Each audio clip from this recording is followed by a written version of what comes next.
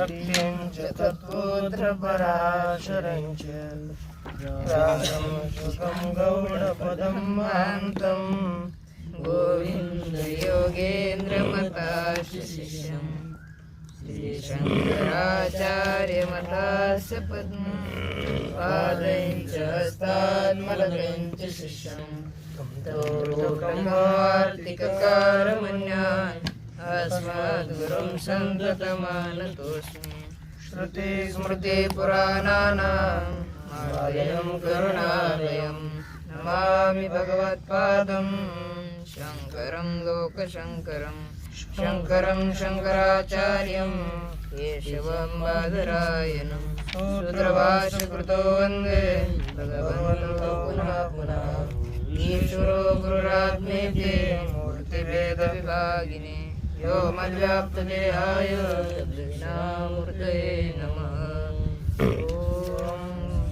भद्रं कर्णे विष्णुयामदेवा भद्रं पश्येमाक्षिभिर्यजत्राः स्थिरैरङ्गैश्चक्षुषेमदेवहितं यदायुः स्वस्ति न इन्द्रो वृधश्रवाः स्वस्ति न पूषा विश्ववेदाः स्वस्ति नस्तारक्षो अरिष्टनेमिः स्वस्ति नो बृहस्पतिर्ददातु।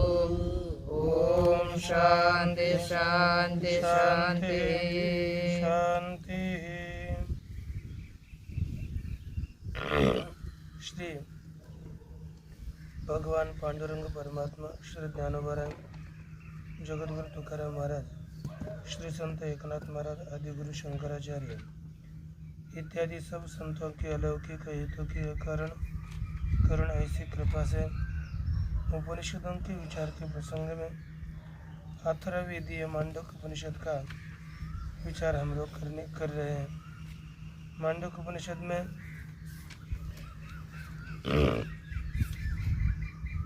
ओंकार की जैसे 4 मात्राएं हैं, उसमें से पहली 3 मात्राएं, उन 3 मात्राओं का व्याख्यान करने जा रहे हैं। अब पहली मात्रा जो 3 अवस्थाएं हैं, जागृत अवस्था, स्वप्नावस्था और सुषुप्ति अवस्था, इनका अध्ययन तुरीय अवस्था में करना है। तो इसमें पहले प्राज्ञ और ईश्वर इन दोनों का ऐक्य है, ये बताने के पहले जो सुषुप्ति अवस्था है वो कौन सी अवस्था है, इसको स्पष्ट करते हैं। इस पंचम मंत्र के द्वारा यत्र सुप्तो न कंचन कामं कामयते न कंचन स्वप्नम पश्यते तत्सुषुप्तम, ये सुषुप्ति बताई। ये दोनों वाक्य देने की क्या आवश्यकता थी? केवलम सुषुप्त स्थान इतना पूर्वक की तरह दे देते हैं तो भी काम बन ही जाता। अतिरिक्त रीति से यहाँ पर यत्र सुप्तो न कंचन कामं कामयते न कंचन स्वप्नम पश्यति, वह सुषुप्ति है, यह देने का क्या प्रयोजन है? कहते हैं कि देने का एक प्रयोजन है। देखो, सुषुप्ति एक तत्व का ज्ञान न होना रूपी सुषुप्ति, ये तीनों अवस्थाओं में बराबर है। तत्व का ज्ञान न जागृत अवस्था में होता है, न स्वप्न अवस्था में होता है, न सुषुप्ति अवस्था में होता है। तत्व ज्ञान का अभाव तीनों अवस्था में है। यदि तत्व अप्रबोध रूपी सुषुप्ति का हम स्वीकार करेंगे तो जागृत आदियों से सुषुप्ति अतिरिक्त नहीं हो पाएगी। तो जागृत अवस्था और स्वप्नावस्था को हटाने के लिए 2 पद्य है। यत्र सुप्तम न कंचन कामं कामयते, जिस अवस्थाओं में सोया हुआ किसी भी पदार्थ की कामना नहीं करता, जागृत अवस्था में कामना की जाती है। इसलिए जागृत अवस्था को इसका हिस्से के द्वारा हटा दिया। न कंचन स्वप्नम पश्यति, इस पद से स्वप्नावस्था को हटाया, जिसमें कुछ स्वप्न नहीं देखता। स्वप्नावस्था में स्वप्न देखता होता है, उसी को भी हटाया और केवल जो बचा दूसरी बाकी अवस्था है वही सुषुप्ति है। और ऐसा ही सुषुप्ति स्थान है जिसका दो स्थान, जैसे स्थान द्वय प्रविभक्तम मनस्पंदितम द्वैत जातम, है कि नहीं? सुषुप्त स्थान में बताया, सुषुप्तम स्थानम अस्य इति सुषुप्त स्थान है। तो दो स्थानों के द्वारा, जैसे आपने टीका नहीं देखी थी ना हम लोगों ने, यहाँ पर देखी थी लग रहा है थोड़ी, अर्थात स्थान द्वय यहाँ पर देखा था, है ना? तो एक का स्थान स्थूल और सूक्ष्म थे। स्थान द्वय के द्वारा प्रविभक्त जो द्वैत है, स्थूल द्वैत और सूक्ष्म द्वैत, यह सभी मनस्पंदित है। उसी तरह रूप अपरित्यागेन अविवेकापन्नम नैष तमोग्रस्तम युवा, अब ये एकीभूत हो चुके हैं। जैसे रात्रि के अंधकार के द्वारा दिन व्याप्त हो जाता है, उसी तरह यह सभी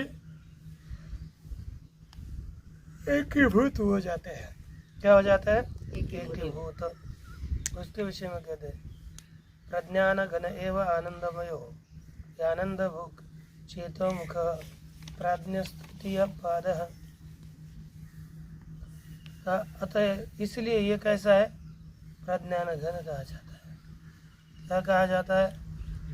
प्रज्ञान घन।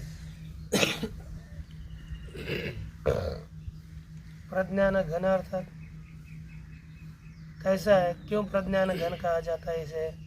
इसलिए कहते हैं अतएव स्वप्न जागृत स्पंदनानि प्रज्ञानानि। प्रज्ञान को है स्वप्न के स्पंदन और जागृत अवस्था के स्पंदन, ये सभी प्रज्ञान है। और घनीभूतानि इव, सुषुप्ति अवस्था में कैसे हो जाते हैं? भाष्य ही चल रहा है ना, दक्षिणास्थ में देखा। वो कहते हैं कि घनीभूतानि इव, ये घनीभूत है।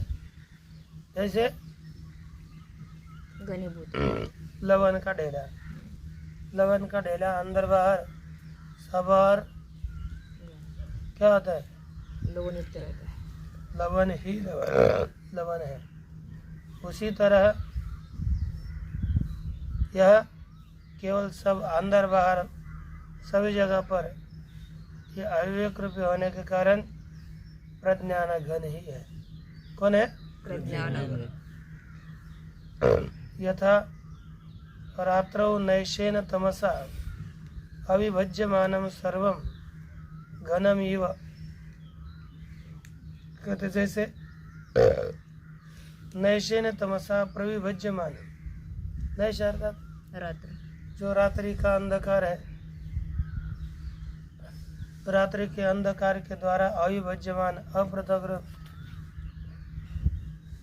सर्वम घनम इव, सभी घन की तरह है ना? उसी तरह यह आत्म तत्व प्रज्ञान घन है। कौन है? प्रज्ञान घन। प्रज्ञान घन। एव शब्दात न जात्यंतरम प्रज्ञान व्यतिरेकेन अस्ति इत्यर्थ। एव शब्द से क्या निर्धारित होता है? प्रज्ञान से अतिरिक्त तो कोई जाति नहीं है, केवल प्रज्ञान घन ही है।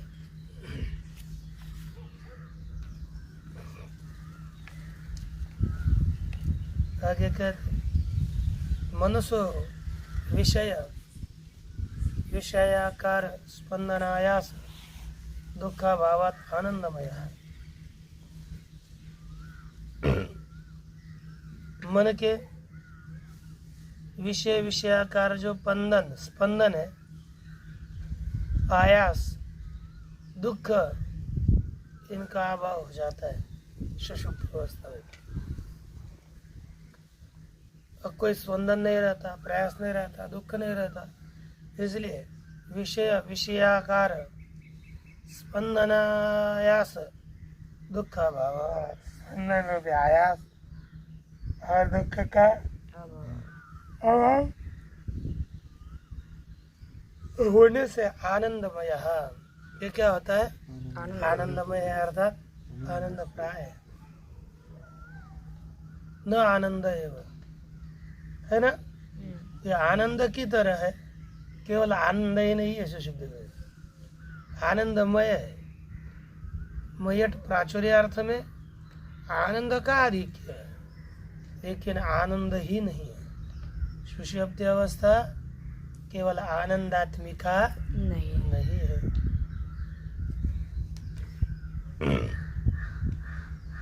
क्यों? और अनात्यंतिकत्वात्, आनंद रूप नहीं है, क्योंकि वह आत्यंतिक नहीं है, अनात्यंतिक है। वह नष्ट होने वाला आनंद है, नित्य रहने वाला आनंद नहीं है। यथा लोके निरायास स्थित सुखी आनंद भुक उच्यते, जैसे लोक में प्रयास रहित होकर स्थित हुआ मनुष्य क्या कहा जाता है? सुखी और आनंदी, यह कहा जाता है। अत्यंत अनायास रूपा ही यम स्थिति अनेन अनुभूयते, कहते किस लिए? यह जो सुषुप्त स्थिति है अत्यंत अनायास रूपक है ना। इसके द्वारा ज्ञात होता है कि अत्यंत केवल शांत पड़ना, अत्यंत प्रयास रहित यह स्थिति है, यही अनेन अनुभूयते इति आनंद हो, इसके द्वारा अनुभव की। अभी आनंद भुक इति अनेन अनुभव है ना, तो आनंद अनुभूयते, इसके द्वारा ये अनुभव किया जाता है। येषोस्य परम आनंद इति स्मृति है, यही इसका परम आनंद है। आत्मरूपी आनंद ही परम आनंद है। ये इससे ही ये सभी बाह्य आनंद आते हैं। स्वप्नादि प्रबोध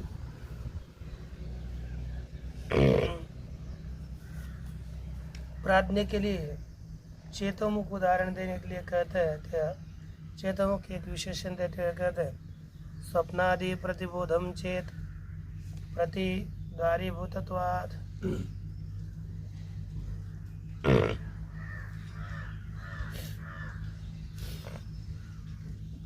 स्वप्नादि स्वप्नो जागरितं चेति प्रतिबोधि शब्दितम चेतः, है ना।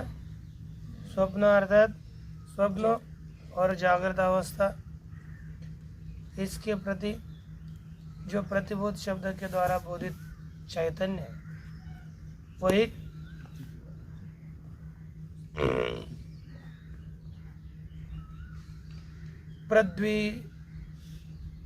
द्वारभूतम प्रति द्वारभूतम के प्रद्वारभूतम गए प्रद्वारभूतम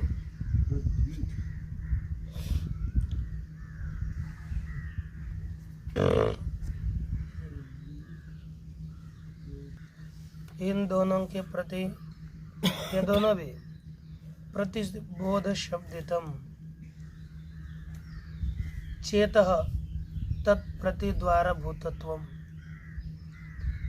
जो प्रतिबोध शब्द चैतन्य है उसके प्रति द्वारभूत है, अर्थात द्वार भाव से ये स्थित है।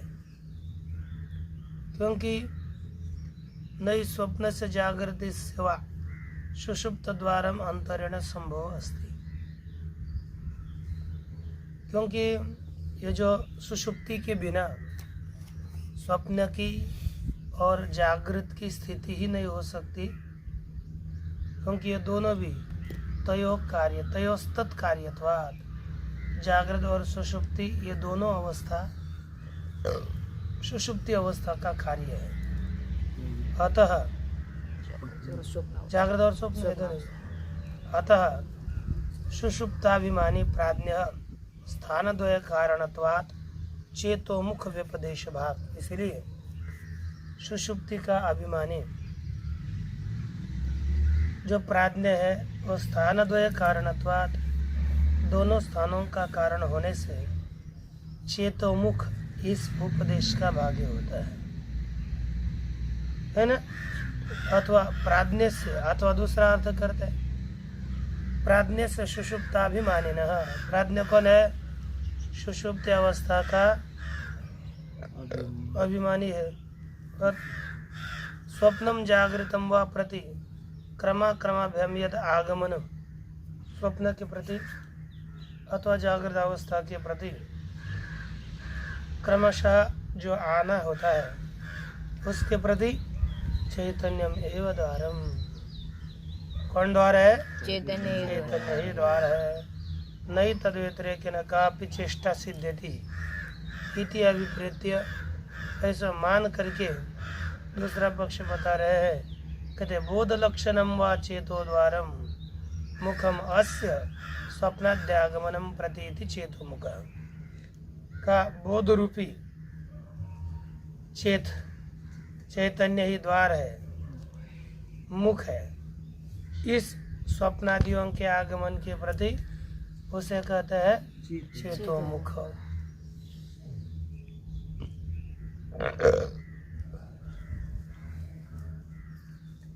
भूत भविष्य ज्ञातृत्वम सर्व विषय ज्ञातृत्वम अस्यैव इति प्राज्ञ।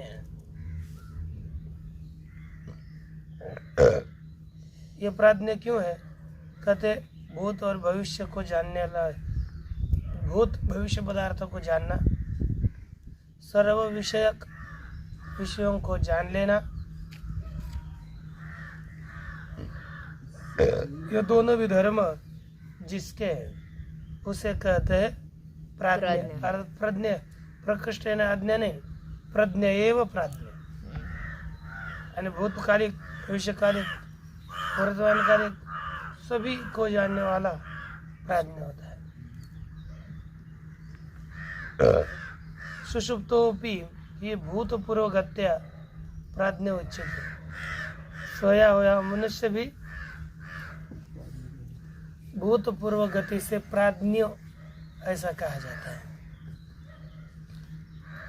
क्योंकि पहले जानता था ना, जागृत अवस्था में, स्वप्न अवस्था में मनुष्य जानता था, है कि नहीं? और सुषुप्त अवस्था में प्राज्ञ कहा जाता है। अथवा प्रज्ञप्ति मात्रम अस्यैव असाधारण रूपम इति प्राज्ञ। प्रज्ञप्ति अर्थात ज्ञान रूप ही जिसका असाधारण है उसे कहते हैं प्राज्ञ। इस तरह से इतरे और विशिष्टम अपि विज्ञानम अस्ति, इन दोनों से अन्य दो जो पाद है उनसे अतिरिक्त भी विशिष्ट विज्ञान है। इसी को ये क्या कहते हैं? प्राज्ञ। तीसरा पाद कहते हैं। इस तरह से प्रथम पाद, द्वितीय पाद और तृतीय पादों का निरूपण किया। अब जो प्राज्ञ है उसका आदिदैव के साथ, अंतर्यामी के साथ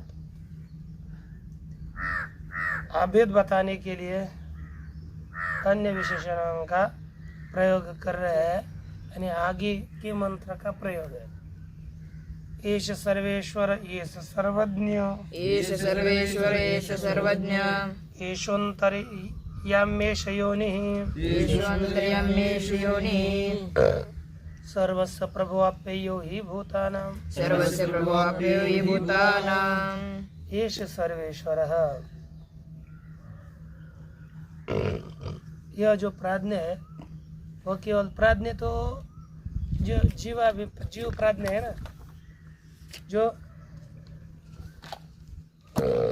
कारण देवता है, कारण जीव है, उसे प्राज्ञ कहते हैं। तो यहाँ से क्या होता है, ये तो संकुचित है, ये व्यापक नहीं, ऐसा अर्थ होगा। तो उसका वारण करने के लिए उसका लय परमेश्वर कर्म करने के लिए कहते एष अर्थ दिया प्राज्ञ सर्वेश्वर है। कौन है?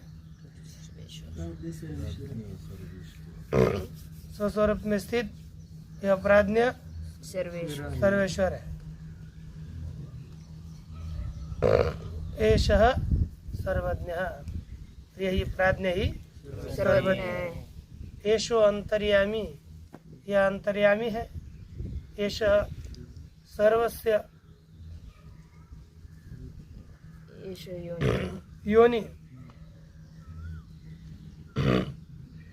भूतानां प्रभवाप्ययो, और प्राणियों की उत्पत्ति और नाश है। इसके विषय में पंचदशी में सर्वेश्वर पद की व्याख्या करी थी। अयम यत् सृजयते, अयम यत् सृजयते पुमान् तद अन्यथयितुं शक्तुं न कोऽपि शक्तस् तद अन्यथयितुं पुमान् न कोऽपि शक्तस् तेनायम सर्वेश्वर इति रीता। यह सर्वेश्वर कौन है? क्योंकि इसने इस सब जगत को उत्पन्न किया, उसमें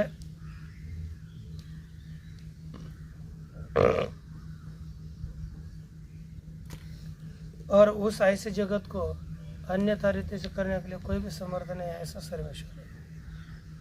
दूसरा दिया सर्वज्ञ, अर्थात अशेष प्राणी बुद्धि नाम वासनास्तत्र संस्थिता ताभि क्रोडीकृतम सर्वम तेन सर्वज्ञ ही रीता। अर्थात सभी प्राणियों के बुद्धि की वासना विद्यमान है, उसी वासनाओं के द्वारा सभी जगत व्याप्त कर लिया गया है, इसलिए इसे सर्वज्ञ कहते हैं।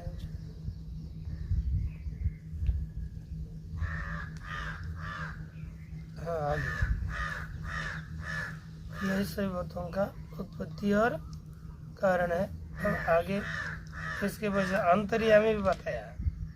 विज्ञानमय मुख्य कोशेष अन्यत्र चैव हि अंतस्तिष्ठ नियमयति तेनांतर्यामी तंगतम व्रजेत।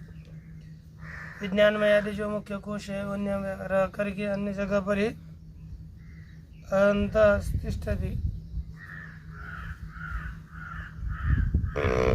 ये सभी के बुद्धियों के अंदर निवास करता है, इसलिए अंतर्यामी कहते हैं। रामो शिष्यावरी इत्यादि के द्वारा यही प्रकट किया गया है। अब देखो भाष्य, ऐसे ही स्वरूपावस्था, यही स्वस्वरूप में अवस्थित हो चुका है।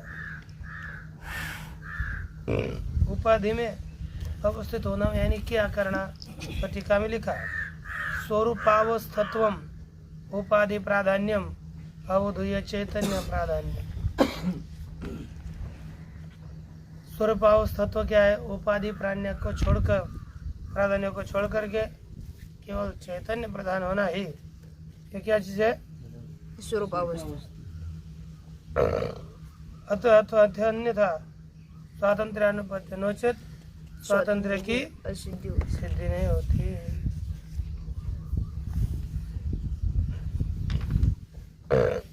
ऐसे ही स्वरूपावस्था सर्वेश्वर, यही सबका ईश्वर है। साधिदैविक से भेद जात से सर्वस्य ईश्वरा, आदिदैव और आध्यात्म इन्हीं सभी भेद समुदाय का ईश्वर करने वाला है कौन? सर्वेश्वर। न तो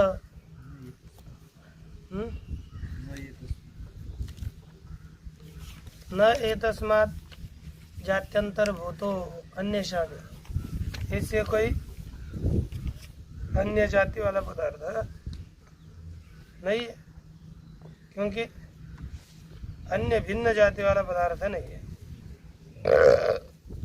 यही है।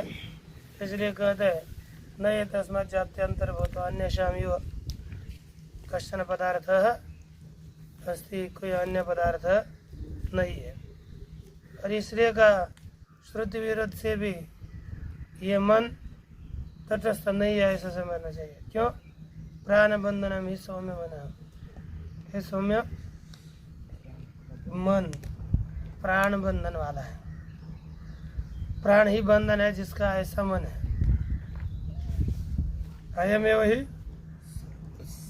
सर्वस्य सर्व वेदावस्था ज्ञाता, यही सबका सभी वेदावस्थाओं में ज्ञाता है, यही सबको जानने वाला है।